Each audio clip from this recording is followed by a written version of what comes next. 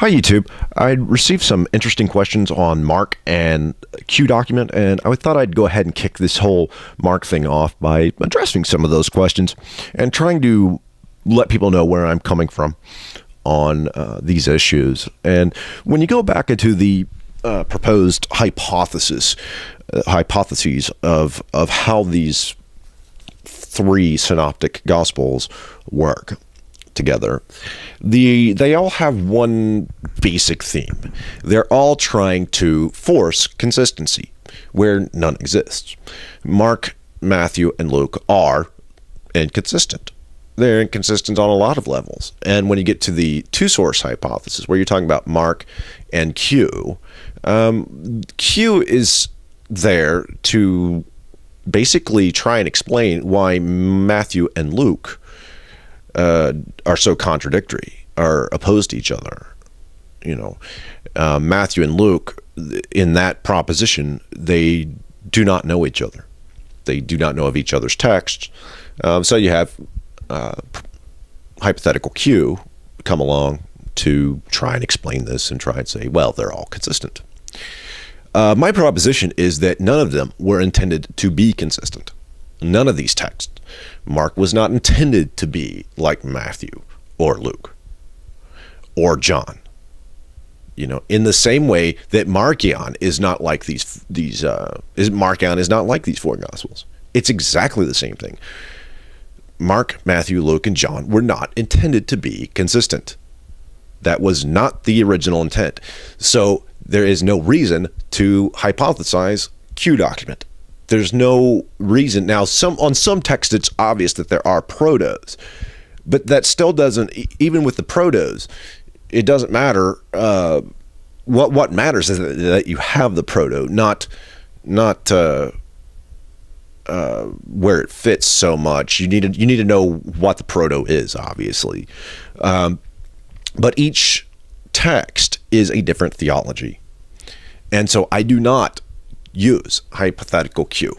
I don't use the hypotheticals because the current texts explain the problem. And it doesn't matter what you put out in front.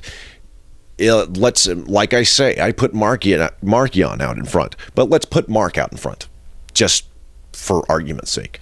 Let's put Mark out in front. Well, then the next guy to come along is Matthew, theoretically.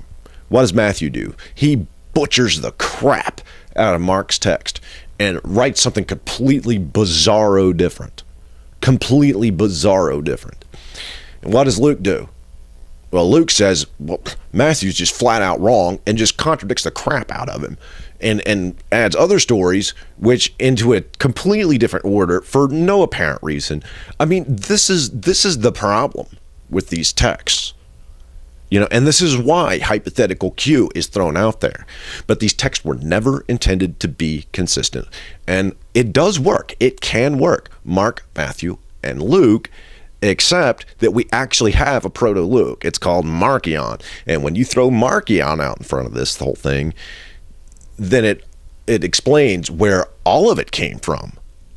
For example, with Luke, you still end up with why the heck are these why is it so consistent with certain aspects in Mark, yet it has grabbed these other stories that only appear in Matthew. They don't appear in Mark. Why is that the case? Well, it's because it came from Marcion.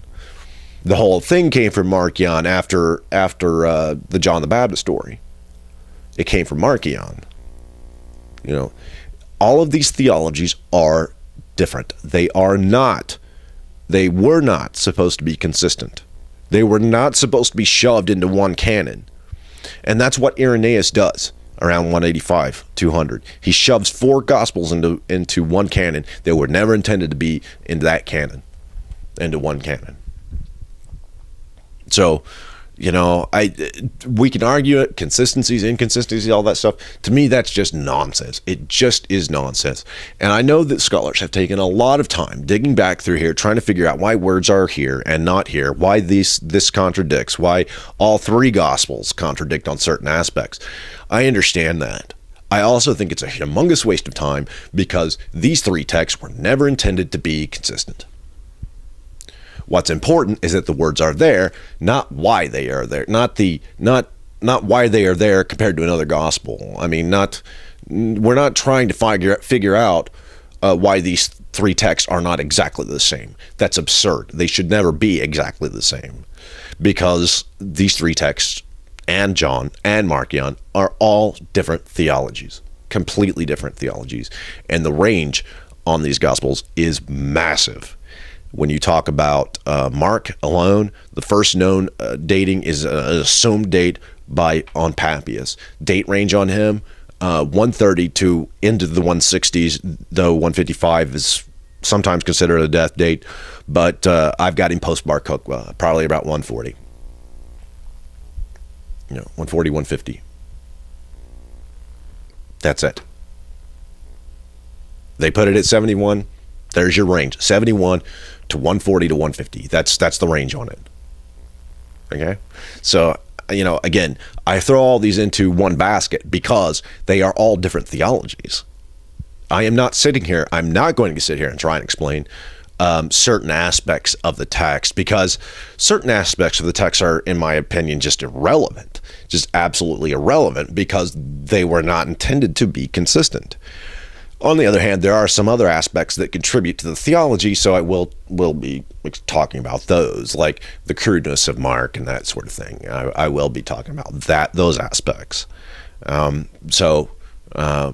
want to throw all that out there and let everybody know where I'm coming from on this Mark and Q subject, because when we go into Mark and Q and Marcion and Matthew and Luke and all this stuff, I don't want there to be any confusion about it. Mark is, in my opinion, Mark's priority is dead in the water, because these texts were never intended to be consistent. They were never intended to be consistent.